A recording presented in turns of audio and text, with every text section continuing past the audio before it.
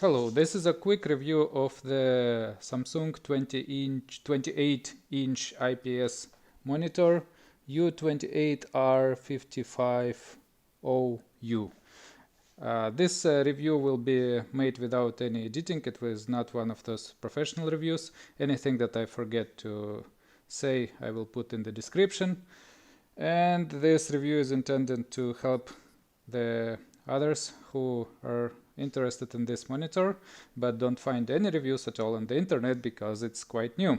It was released on sale only a month ago at the beginning of December. So at the moment this is the only monitor which is IPS and 28 each at the same time. The standard sizes for IPS monitors are like 27 or already 32 inch. This one has 28 inch and you see it in front of me. I was using it for a week, so I will tell how it is for programming, and I will also compare it to another monitor from the same price range, the LG what is that? LG 27UL 600. So I have these two monitors. One of them I will keep, one of them I'll return back to the shop. So if you look, there is a very inconsiderable screen size difference. It's 28 inch.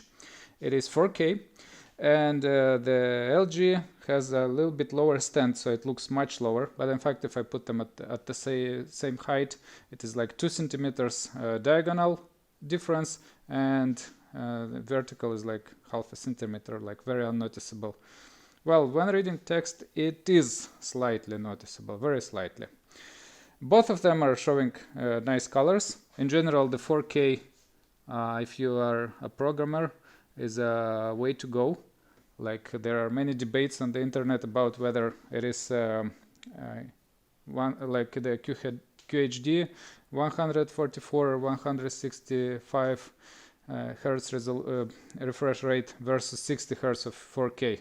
Well, for gaming, for first-person shooters, maybe, but for programming and everyday use, the 60 hertz is enough, and the crispness that brings the resolution is much more valuable. Like all the letters, everything is extremely beautiful. Now, the monitor looks like this. It has a stand that allows only tilting, doesn't allow any pivoting, swiveling, or even height adjustment. And the panel quality is quite good. It is one of those panels from Innolux. In fact, there are 3 big producers of the panels. One of them is LG. The other one is this AO something. Where is it? AO Optronics.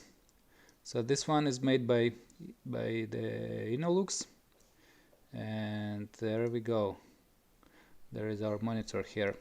As you see, there is one more monitor that will be used. That will be using the same panel, Asus VG289Q, which will be a gaming monitor, and it is not yet available. So at the moment, this Samsung is the only one existing with 28 inch. I would say that this is a great size.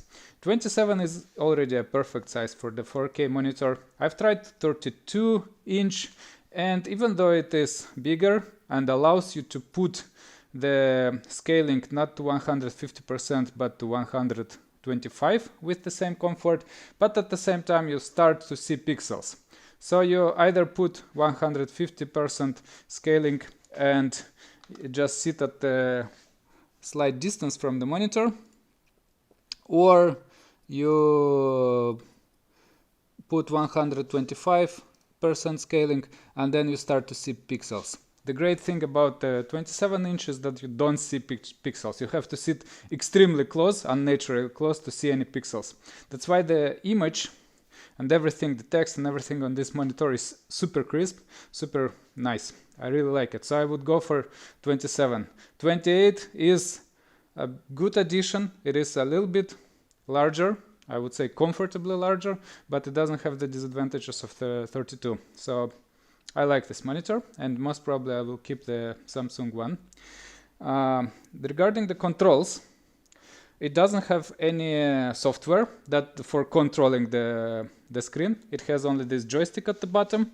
It is quite comfortable to use. You have access to the menu.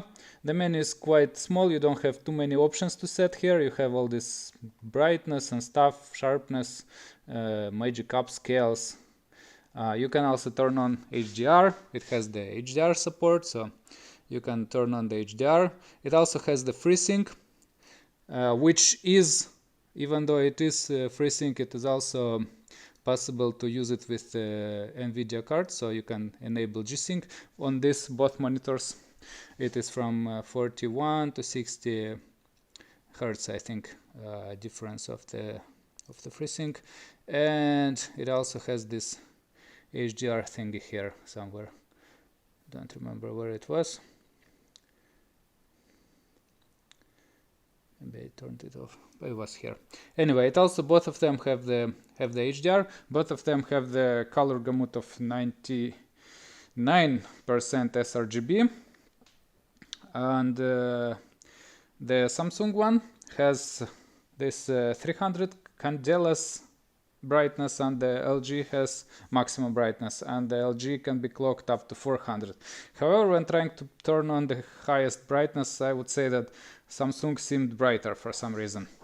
The disadvantage is that the lowest brightness that you can access on Samsung is still slightly bright. So when coding in the absolutely dark room, probably the LG may be a little bit better, but this is really very subjective. I don't know. Now, yeah, the controls. The Samsung doesn't have any application. You have this. The best thing that I find here is that it has very quick access to brightness. So it often happens that I start coding in the morning and there is sun, so I want to put the brightness up. There is one click and I have the brightness and I can make it up. On LG, there is the on-screen control. So I either turn on this on-screen control application. Where is it? On screen control. I manipulate the brightness from here, or I can use the same joystick interface, which on LG is much worse. It is very inconvenient to use. The up and down really doesn't do anything. So to get to brightness, you really need to click on it, select settings, and then select brightness, and finally you can increase, decrease. It is very inconvenient. So in the control side, even though LG has much more picture modes, much more controls, it has the on-screen control with software, I would still say that Samsung's controls are much simpler and faster to access. The joystick is much simpler to use. So from this ease of use, I would say Samsung is much better in this case. It is also higher. As you see, the default height is more natural. It's a little bit higher. The LG is lower. Both of them have small boxes. And what else should I say about it? Well, coding on it is pleasure. Like you get most convenient is to use the 150% scaling. So you get nice size of everything everywhere. And the image is very beautiful. The colors between these two monitors are slightly different. If I look at the white, it looks like the Samsung is a little bit more greenish and the LG is a little bit more pinkish. And of course they have also different panels. So Samsung is made on this Innolux IPS panel and LG is LG normal IPS panel. So that will be it. Maybe I will put something else in the description below this video.